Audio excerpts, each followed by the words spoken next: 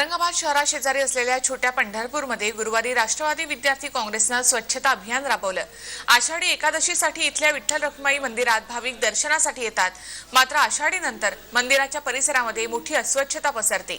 ग्रामपंचायत स्वच्छतेकडे लक्ष देत नाही, त्यामुळे राष्ट्रवादी विद्यार्थी काँग्रेसच्या कार्यकर्त्यांनी हातात खराटा घेऊन सर्व परिसर स्वच्छ केलाय। हे जे विठ्ठल रखुमाईचं मंदिर आहे, जे मराठवाड्यातलं आराध्य दैवत मानलं जातं, प्रति पंढरपूर मानलं जातं। या ठिकाणी काल लाखोच्या संख्येनं भाविक आणि हजारो दिंड्या या ठिकाणी येऊन गेलेले आहेत, शेकडो वारकरी या ठिकाणी गेलेत। तर आपण ह्या परिसरामध्ये जी स्वच्छ घाण झालेली होती, ह्या विठ्ठल मंदिराचा पूर्ण परिसर राष्ट्रवादी विद्यार्थी काँग्रेसच्या कार्यकर्त्यांनी आम्ही सगळ्यांनी मिळून या ठिकाणी हा पूर्ण परिसर आम्ही या ठिकाणी स्वच्छ केलेला आहे।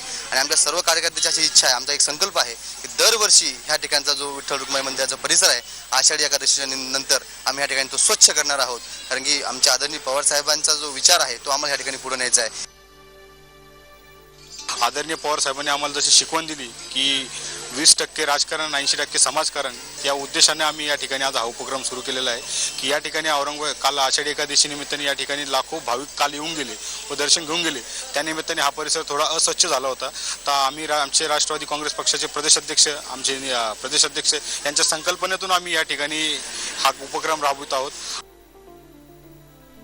तर आम्ही सर्व राष्ट्रवादी विद्यार्थी काँग्रेस मिळून तो साफ करणार आहोत व या ठिकाणी बाजूलाच मस्जिदही आहे, मंदिराला जवळच त्या मस्जिदचाही परिसर आम्ही पूर्ण साफ करत आहोत।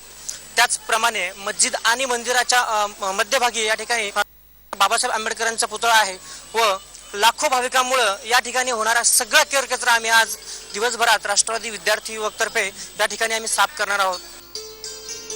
मुंबईमध्ये सकाळपासून